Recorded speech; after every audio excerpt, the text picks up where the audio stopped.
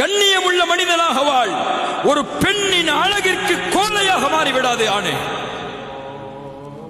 உன் கண்ணியம் அதில் இருக்கிறது, உன் வீரம் அதில் இருக்கிறது, உன் ஆண்மை அதில் இருக்கிறது.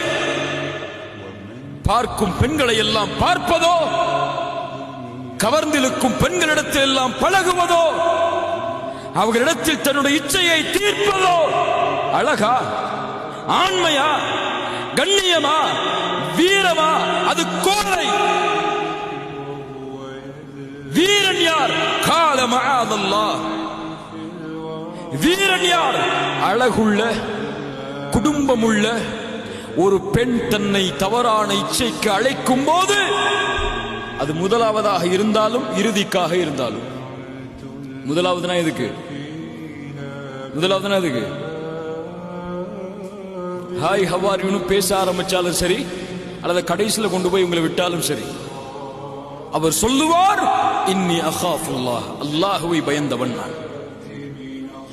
என் நண்பனுடைய பார்வையிலிருந்து மறைக்கலாம், என் பெற்றோருடைய பார்வையிலிருந்து மறைக்கலாம், என் உறவினருடைய பார்வையிலிருந்து மறைக்கலாம், என் ரப்புடைய பார்வையிலிருந்து எப்படி மறைப்பேன்?